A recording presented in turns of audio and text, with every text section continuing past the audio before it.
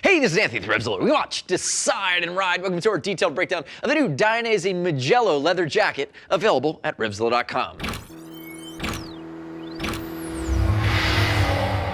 Oh, Dainese, you've done it again. I'm a fan. New for the fall of 17, this is the Mugello. Top half of a two-piece race suit from Dainese. They've made a ton of changes. This really replaces the Super Rider in the Dainese collection around the $1,000 mark. Now, before you start choking on $1,000, I'm going to help you understand what all comprises the sum of the parts that make this an apex predator. If you don't want a full race suit, if you really want a jacket that you compare with the Misano pants from Dainese and truly take this to the track. Now, over the previous Super Rider, they've made a bunch of changes. It's still going to be D-Skin 2.0, which is the top-end Dainese leather, highest degree of abrasion resistance, highest degree of tensile strength over their normal 2.2 leather. But the key changes, if we think in the rearview mirror and we think about that Super Rider, which commanded a $1,000 price point before, the first one I'm a big fan of. It's protection, and that's going to be that this jacket carries a 2.0 CE safety rating, the new 2.0 standard. So CE2 in Europe, shoulder, elbow armor, takes the next leap up. They've also made some other changes here with our shoulders and elbows. It's one of the first times we're seeing the new shoulder armor from Dainese. So they've moved away from that previous co-injected vented Rossi style armor. Now it has a more ergonomic shape. It's still going to be aluminum. It sits over top of their composite armor. And again, it comes into play really carrying that level 2 rating from the CE scale. And again, it streamlines the shoulder. You're also going to note that now we're at RSS, which is their new elbow armor, and this is version 2.0. So what you have, if HBB goes like that, it's still going to be a non-replaceable titanium slider, which is hot, titanium piece, but now you have a puck, whereas previously you had a pentagonal piece of TPU that was non-replaceable. This puck twists and in 2 seconds comes right off. So ultimately, it's nice to see that this puck is so simple to get back on and ultimately is replaceable as you wear it down over time. The other key change they made when we think about the Mugello versus the previous Super Rider is the fact that the hump of this jacket is now a full race hump versus just a sport hump. The previous version was a juggernaut of race technicality with a sport hump. So they're trying to make it maybe a little bit more friendly for the everyday street rider. But they built a jacket that you're meant to take to the track as a top half of a two-piece race suit. For this jacket, they have not sacrificed that, and they've given you a full race hump. Now that might be polarizing for some of you that want to wear it on the street, but that's Dainese non-compromising about ultimately the approach to this jacket was building the top half of a two-piece race suit. The other thing, you're going to see a few things as we work our way in. They ditched the chest armor. It still has pockets, but it doesn't come stock. They've added more bubble to this jacket than we've ever seen on a Dainese jacket. And again, that's the 3D bubble liner system.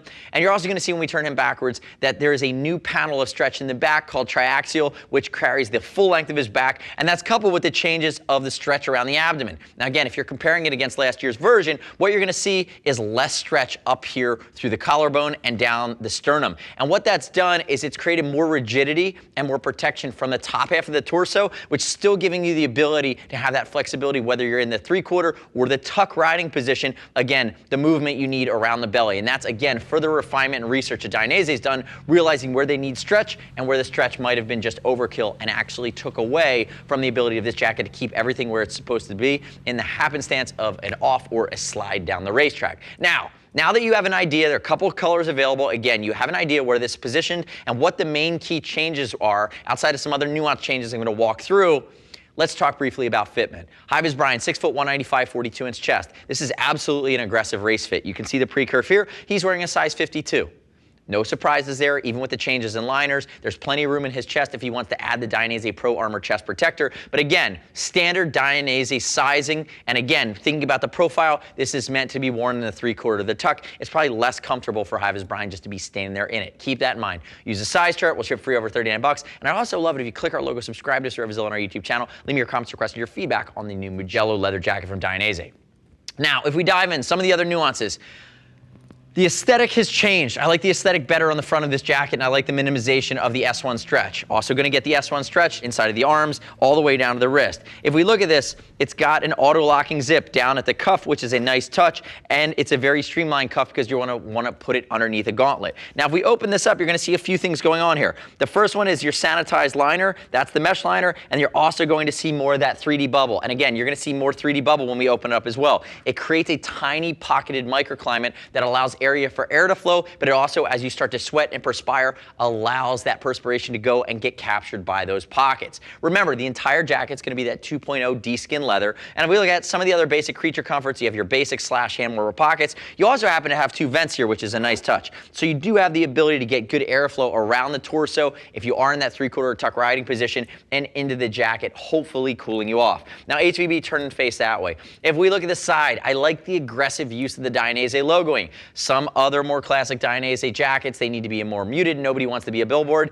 This is a Dainese race jacket. You want that demon stamped everywhere. We have it on the shoulder, we have it at the elbow, we have it in the slider. The other cool thing about this jacket is you're going to see for the first time, Dainese is using a new process to thermoform these areas that previously used to be a dense foam. This is no longer a dense foam. It's almost a hardened, compressed style of leather, which allows for a bit of density, protection, and shock absorption without creating that foamy area that sticks out that almost looks a little more Ninja Turtle-y. We don't like to see that. That's a little bit more in the past. The future is going to be micro-elastication coupled with these thermoformed hardened leather pieces, again, working their way intermingled with these big bielastic panels. If you look at the back side of the shoulder, remember, this sits over top composite armor that goes all the way down into the forearm. The back of the elbow gives you some micro-elastication. You also have a popper reflective that goes right back there. Again, minimal reflective, but if you happen to be riding at night on the street, you do have the ability to be seen, and it's in a spot that's going to light up. Now, if he raises his arm, this is the new tri-axial bielastic panel from Dainese.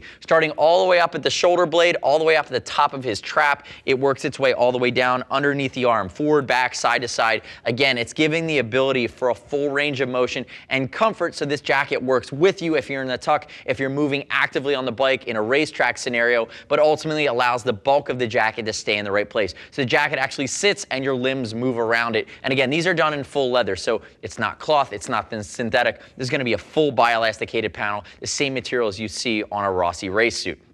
Now, if we look down at the hip, area for basic elastication, and you can see on the side profile here, the drop seat actually got a little bit longer here on the Mugello versus the previous Super Rider version. Now turn backwards for me there, HVB. If we look at the back, I will tell you, this jacket on the hanger, when we first saw it, we said, oof.